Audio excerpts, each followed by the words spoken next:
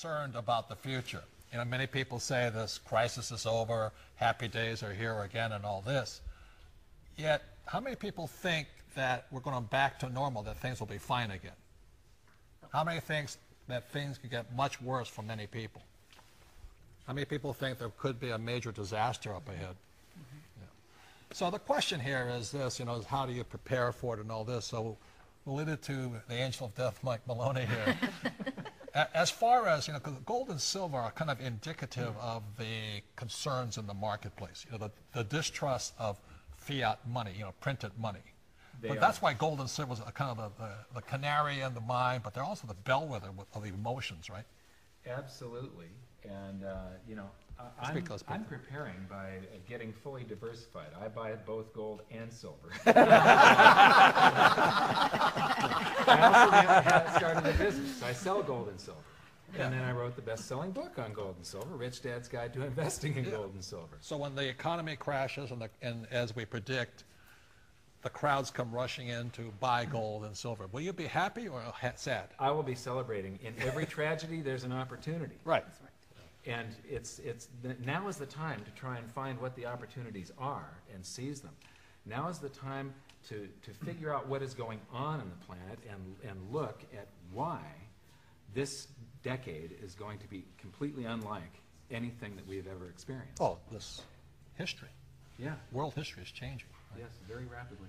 But this has happened before in history, right? But never on a global scale. Yeah, small scale. Never been global. It's never been global like this. Yeah. So this is going to magnify it 1,000 times. So it's history repeating times 1,000. Yeah. There's two possible extreme or financial concerns. We could either go into a depression, or we go to hyperinflation, which is also a depression, hyperinflation. Right, the same as yeah. But we could also go to war, which is one way to solve. People think we solve the problem. But also, what's happening is, you know, in Phoenix, Arizona, here they just announced that they're laying off policemen because the states don't have any more money. At the same time, they're cutting off unemployment benefits. Now, let's add 1 + 1 together. What does that spell? Crime. Buy a gun. You know, I mean, you gotta remember this. Remember this. The police cannot prevent a crime. Only you can do that. They can only investigate it after you're dead. So that's one of the reasons I'm preparing. Is, you know, I'm still a Marine in my brain. I like guns, and the way I'm preparing for it is if I'm prepared for the worst, there's a good chance it won't happen. That's just really my philosophy, as sick as it may sound to some people. So come to my house, and I'm armed and dangerous, and I'll welcome you. I don't see it. But it's not sick to prepare for the worst. Yeah. I mean, preparing for the worst. People think we're very negative, you know, and we're very pessimistic. Well, we're kind of pessimistic, saying we do think it's going to get worse, but we don't know for sure at this point. But by preparing for the worst, if it happens, we're prepared. If it doesn't happen, we're smarter. Exactly. Right? What's the downside? I mean, for me, I don't have the gun, so I have to come to Robert for the guns. I have the food storage, you know, and I look at, from a food storage standpoint, I look at, well, you know, what happens if things don't go bad? Well, I still have the food storage. I'm still prepared, and I don't have to worry, can I feed my family in case, you know, business goes under or some other natural disaster and I can't go to the grocery store and get food. I have both guns and food. I'm going to your house. Yeah, the difference is that Robert enjoys the moment. Andy, tell him the insurance thing. Yeah, it's interesting. Tom mentioned he has food. I have a year's supply of food for my family, blankets, diapers, everything I need. I can live for a year. And some people will, you know, kind of poo-poo that and say, well, isn't that a big waste of food? And we rotate as best we can. But I'll tell you another thing is it's kind of like buying insurance. If you bought home insurance and your home didn't burn to the ground, would you be disappointed? Well, I'm not going to buy insurance because I'll never use it. Well, no, it's like insurance. We hope we never have to use it. I hope I don't have to use it. But you and I have talked about that a lot, Mike. Yeah. I now have a stock of food also, and, you know, I don't like guns, but I now own a shotgun and a 9mm, and I hope you practice how to use that. Yes, I do. Nobody should own a gun without learning how to shoot. Yes. I think in today's market you have to take a defensive strategy and not know what's going to happen. You know, the New Orleans Saints won the Super Bowl and they won it by defense. And that's how you have to do it in today's market. You know, credit is tightening throughout the world. It's not just in the U.S. Now China's tightening. Credit card reform is not just in the U.S. and now it's happening in Europe. And then it's happening in South America. So those are things that we have to be prepared for. With the credit tightening around the world, that means it's going to take a long period of time for us to come out of the recession, and maybe we're in a depression. Right.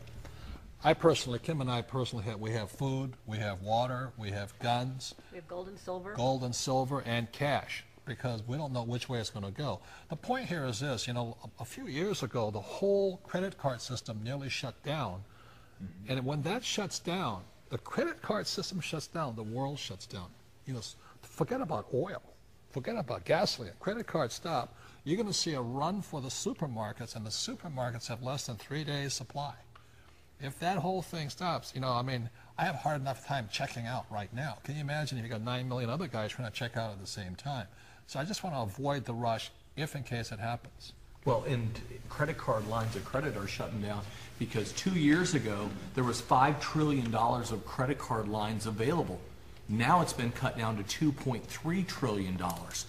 As the banks continue to struggle, the banks continue to tighten the lending. Where do they go? They go in the big area of unsecured debt, and they're going to continue to tighten down the credit cards. What do you say from the accountant side of it? Oh, wow. Well, here's something you can absolutely be sure of. Okay, you want to know what's going to happen in the future. If we're in a depression or if we have hyperinflation, either way, we're going to have increases in taxes. Because what happens if you go into a depression, what happens is that you have less and less economic growth. And that means that you have less and less money to pay the current taxes. And so they have to raise the tax rates to offset that. On the other hand, the way all countries are structured in their tax systems, if your income goes up, which it does in a hyperinflation standpoint, your actual income goes up high, you get into a higher tax bracket within your country. So either way, what I know for sure is that your tax rate is going up in a depression or in the inflation period. Back to Robert's comment about the police officers. I mean, they're laying off police officers because they don't have enough money. Hence, they got to raise taxes to offset And they those are raising incomes. taxes now. They've just put a new food tax at the grocery stores. You're now going to get taxed on food because they want to keep a few more police officers working. But you So know what that is pays for happening. those, the police and fire is real estate tax. Right. And real estate taxes will have to go up on homeowners. Right. So much for your house being an asset. When the bank owns real estate, they don't pay the tax. Is that right? That's right. That's right. That's right. And upon checking out, the gal asked me what I was doing with so much food, and I said, there's an economic collapse coming to this country. Plan now. And she laughed. She actually thought that was funny. Here's the point. There are people out there that we can't help and don't want to help themselves. But as for the rest of us, buy storable food now. It remains cheap at this very moment in time, despite the meteoric rise in price of wheat, up 54% since June. Sugar's up 114%, and corn is up 79%, along with most other commodities, including silver. Buy food now for storage. This instant. Go tonight, tomorrow. Buy food in any amount you are able to buy it. Just as silver was cheap 1 year ago at $14.32 an ounce, food is cheap today compared to what it will cost 1 year hence. Are you ready? Do you have what it takes to not only survive hard times, but also thrive in them? In times like these, the most valuable currency we have is food and food reserves. It is more precious than gold, oil, and cash. Food is our greatest dependency, because when you're hungry, nothing else matters. You know it, and I know it. You can't control earthquakes, floods, or the real estate meltdown. But if you have food, you have personal solutions to how these things affect you. Register right here, right now, and order your 6 free meals so you can truly discover what the currency of the future and your freedom taste like.